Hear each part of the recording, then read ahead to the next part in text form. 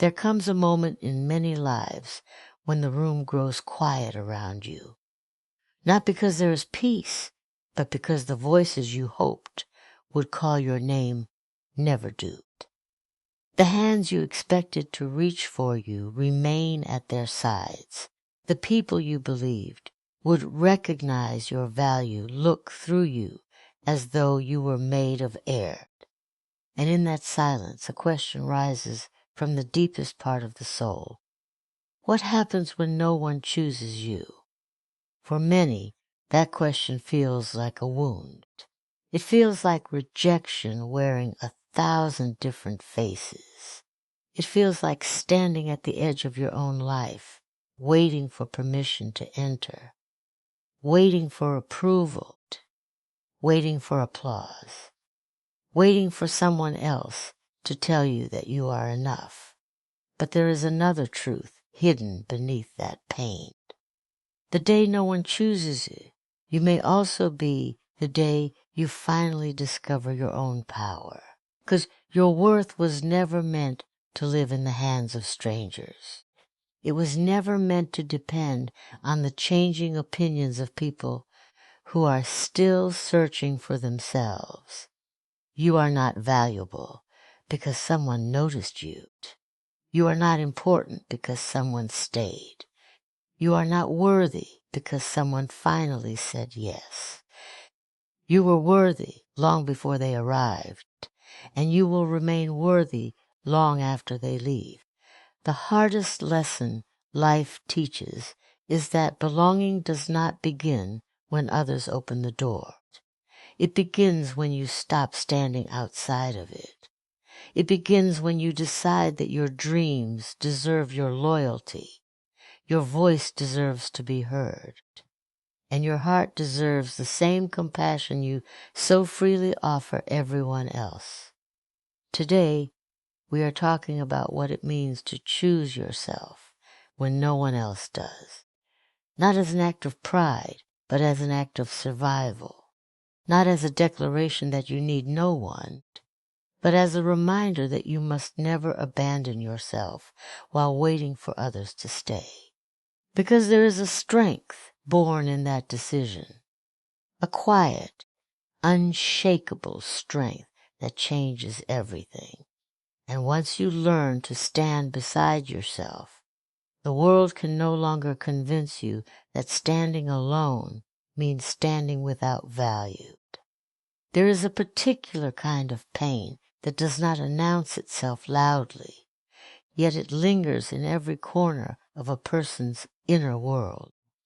It is the pain of being present in rooms where your presence is not felt, of speaking while your voice seems to dissolve before it reaches anyone's attention. It is learning to watch conversation continue without you, as if your existence is an afterthought the world forgot to acknowledge. This kind of invisibility does not come from being unseen by eyes alone, but from being unheld by recognition. And when a person lives too long inside that invisibility, they begin to question whether they were ever meant to be seen at all. The ache becomes familiar, almost like a second skin, and silence starts to feel like a place they are expected to stay. They begin to shrink their dreams, soften their voice, and lower their expectations, hoping that smaller versions of themselves might finally be noticed. But even in that shrinking, the pain does not disappear. It only learns how to hide more quietly inside them. There is a strange contradiction in being unseen. You crave recognition, yet you fear the cost of being visible because visibility means risk, and risk means the possibility of rejection becoming louder than the silence they already know. Still, the human heart does not stop reaching outward, even when it has been taught to expect emptiness in return. It continues to hope for a glance, a response, a sign that it exists in someone else's understanding. And in that hoping, the ache deepens because hope and neglect often sit side by side in the same breath. Over time, the mind begins to interpret silence as truth, even when the heart knows it is only absence disguised as permanence. And this is where the deepest pain takes root, not in being unseen once, but in believing that unseen is what you are. It changes the way a person carries themselves, the way they enter spaces, the way they apologize for existing too loudly or too softly. And yet, beneath all of this learned invisibility, there remains something unbroken, something still reaching for light, even when it has been buried under doubt. That part of a person does not vanish, no matter how many times it is ignored, dismissed, or left waiting in silence. It simply waits, quietly, persistent, holding on to the belief that being seen is still possible somewhere in the future. Even in the quietest moments of a life shaped by invisibility, there are flickers of resistance that refuse to die, small decisions to keep showing up, keep speaking, keep trying even when no one responds, and even when the world seems rehearsed in its indifference. A person still learns to carry forward not because they are certain of being seen, but because stopping feels like surrender to a version of life that was never meant to define them fully. And somewhere within that persistence, there remains a question, unspoken. Self-worth is a strange thing when it is placed in the hands of other people. It becomes fragile in ways the human spirit was never meant to be. It rises and falls with the tone of a voice, with the absence of a message, with the delay of a response that never arrives on time. And slowly, without noticing, a person begins to measure themselves, not by what they know they are, but by what others are willing to reflect back to them. This is how self-worth becomes borrowed instead of owned. It is no longer a steady truth carried within the chest, but a shifting mirror held by strangers who may not even understand what they are holding. And when the mirror turns away, so does the sense of identity. A person begins to feel smaller, not because they have changed, but because the reflection has disappeared. But there is a deeper truth that often takes years to understand. No one outside of you has ever been qualified to define your value. They may observe you, misinterpret you, admire you, ignore you, or even misunderstand you completely, but none of these responses can create or erase what already exists within you. Self-worth is not a reward given after approval. It is not a prize handed over after being accepted. It is not something that grows stronger only when others decide to see it. It is a foundation, and when it is built internally, it does not collapse under the weight of silence or rejection. Yet many people are taught, directly or indirectly, to search for themselves in the reactions of others. They learn to wait for validation the way one waits for rain in a long drought. Every compliment feels like water. Every silence feels like dryness returning. And in this waiting, they forget that they are not meant to survive on drops given occasionally by the world. To reclaim self-worth is to interrupt that cycle. It is to say that your existence is not negotiable based on someone else's mood, attention span, or capacity to understand you.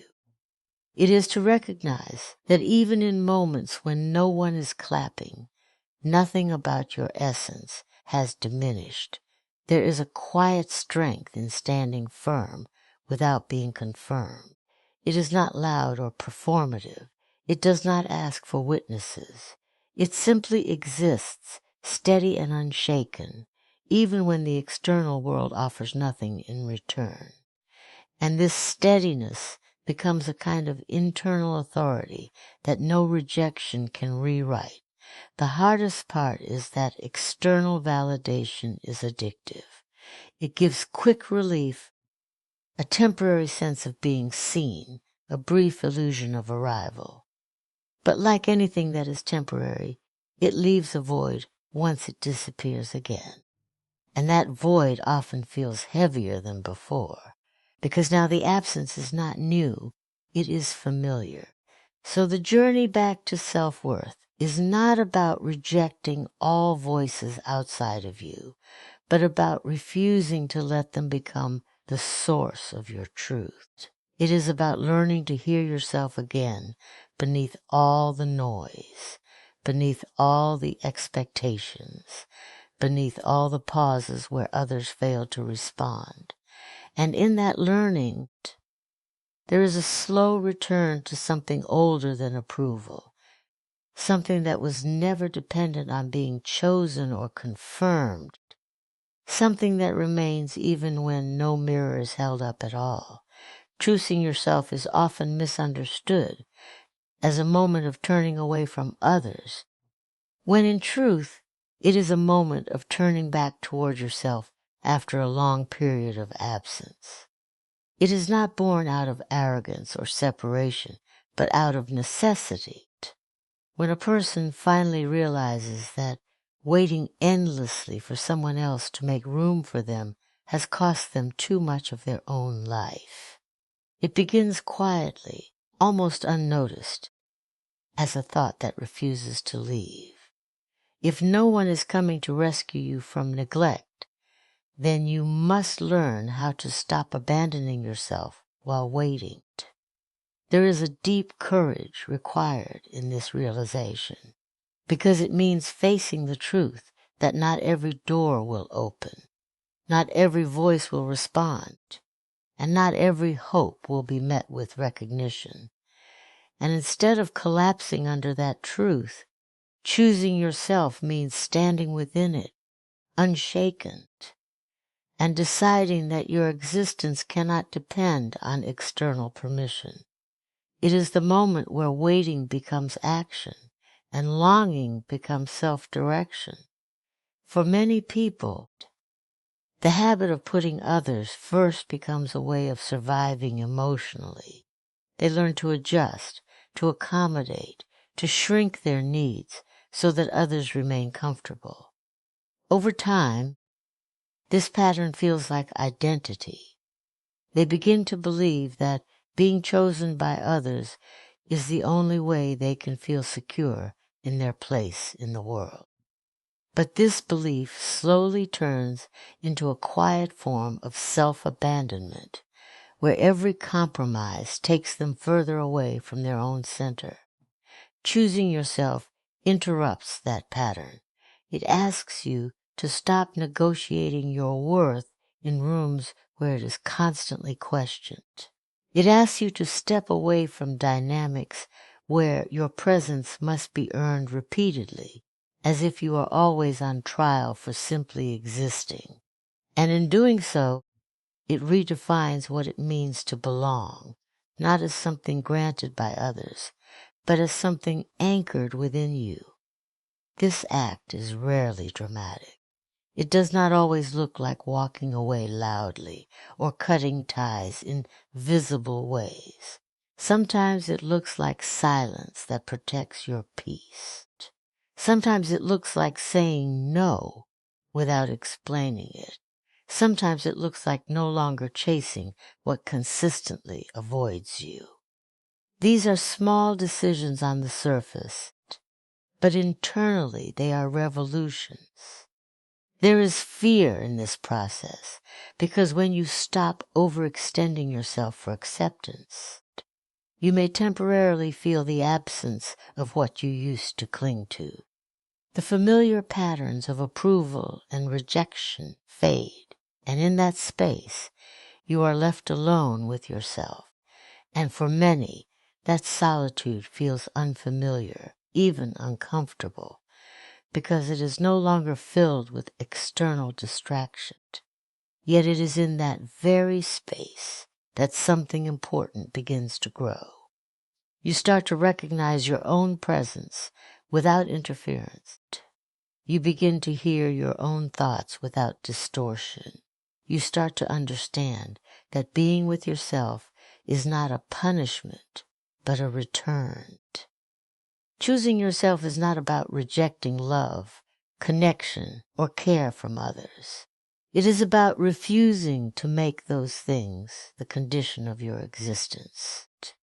It is about no longer placing your identity in the hands of outcomes you cannot control.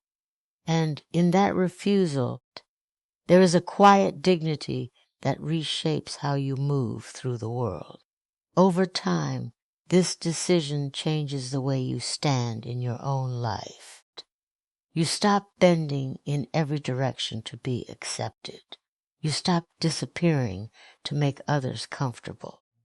You stop waiting for a version of life where you are finally permitted to exist fully. And instead, you begin to live as though your presence is already enough without negotiation. Reclaiming your voice begins in the quiet realization that silence was never your natural state, but something you learned in order to survive. It is the moment you notice how often you have edited yourself, how frequently you have softened your opinions, how carefully you have shaped your words so they would not disturb the comfort of others. Over time, that shaping becomes automatic, and a person can forget what their unfiltered voice even sounds like. They begin to speak in fragments of themselves, offering only what feels safe, only what feels acceptable, only what will not invite rejection or dismissal. But a voice that is constantly filtered begins to lose its weight. It no longer carries the full truth of the person behind it. It becomes careful, measured, restrained, and in that restraint, something essential is lost. The world may still hear words, but the speaker slowly stops recognizing themselves within them. And this is how identity begins to drift away, not in a single moment, but in a series of quiet compromises that accumulate until the original self feels distant, almost unfamiliar. Reclaiming that voice is not about becoming louder. It is about becoming honest again. It is about allowing thoughts to exist without immediate censorship, allowing feelings to take shape without rushing to justify them. It is the return of language that belongs fully to you, not shaped for approval, not adjusted for comfort, not reduced to fit into spaces that were never meant to hold your full expression. There is fear involved in this return, because a voice that has been silent for too long often feels uncertain when it first tries to rise again. It hesitates, it stumbles, it questions whether it will be accepted or dismissed. And yet, even in that uncertainty, there is something powerful taking form, something that refuses to remain hidden any longer. Each attempt to speak more truthfully becomes a small act of recovery, a reclaiming of space that was once surrendered without awareness. Identity is tied deeply to this process. When a person's voice is suppressed, their sense of self becomes fragmented. They begin to define themselves through external perception rather than internal recognition. They become who others expect them to be rather than who they are when no one is watching.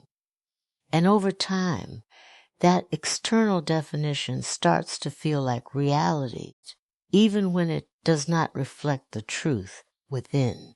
To reclaim identity is to begin questioning those inherited definitions. It is to ask where your beliefs ended and where the expectations of others began. It is to notice the roles you have been performing and to wonder whether they still belong to you or were simply handed over in moments of uncertainty. And in that questioning, something begins to loosen, something begins to open. Personal power does not arrive as a sudden transformation. It returns gradually through small decisions that reinforce your presence in your own life. It appears when you choose your words without apology. It appears when you stop explaining your existence to those who are not invested in understanding it. It appears when you realize that your perspective does not require permission to be valid. There is a rebuilding that happens internally, almost imperceptibly, as you begin to trust your own thoughts again. You stop discarding them so quickly. You stop assuming they are less important than the opinions surrounding you. And slowly, the balance shifts, not outwardly at first, but within the structure of how you relate to yourself and the space you occupy in your own awareness. And even then, the process is still unfolding as the voice that once was quiet begins to stretch into something more continuous, more grounded, more undeniably present even when no one is listening. A life rooted in self-respect begins the moment a person stops negotiating their own worth for temporary acceptance. It is not a sudden transformation, but a gradual return to something that was always meant to be steady. For a long time, many people live as though their value must be constantly proven, as though their existence requires repeated justification through achievement, approval, or sacrifice. In that kind of living, respect becomes something external, something granted by others rather than held within. But self-respect is not permission given by the world. It is a boundary that rises quietly inside a person when they decide that they will no longer abandon themselves in order to be kept by others. It is the understanding that dignity is not something to be earned through exhaustion, nor something to be exchanged for attention.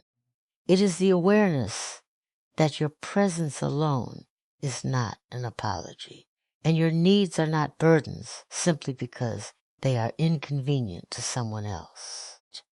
When a life is not rooted in self-respect, decisions are often shaped by fear of rejection.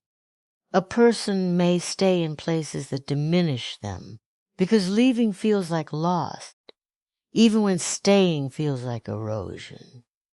They may tolerate disrespect because they have confused endurance with strength. They may silence their discomfort because they believe harmony is more important than honesty. Over time, these patterns create a life that looks functional on the outside, but feels increasingly disconnected on the inside. Self-respect interrupts that cycle. It introduces a different kind of logic, one that asks not what will keep others comfortable, but what will keep you aligned with yourself. It does not demand perfection, but it demands honesty. It asks you to notice where you are shrinking unnecessarily, where you are overextending beyond your limits, where you are accepting less than what you would offer someone you truly value. Building a life from this foundation requires patience because it often involves unlearning long-standing habits of self-neglect. At first, it may feel uncomfortable to say no without explanation or to step away from situations that once felt normal. There is often a sense of guilt, as though prioritizing yourself is a betrayal of others. But over time, that guilt begins to lose its authority, replaced by a quieter clarity that recognizes the difference between compassion and self-erasure. Self-respect also reshapes how a person interprets relationships. It changes what is tolerated and what is no longer acceptable. It sharpens perception, making it harder to ignore patterns of disregard. And while this awareness can initially feel isolating, it ultimately leads to a more honest and stable sense of connection, where presence is not based on depletion, but on mutual regard. There is also a shift in how time is experienced. When you are no longer constantly trying to earn your place, energy is no longer spent proving your worth.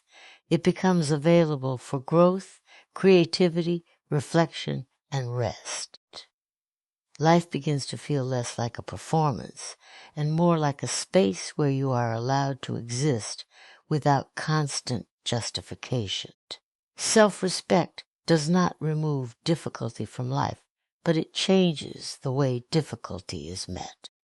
It creates an internal anchor that does not collapse under disappointment or external judgment.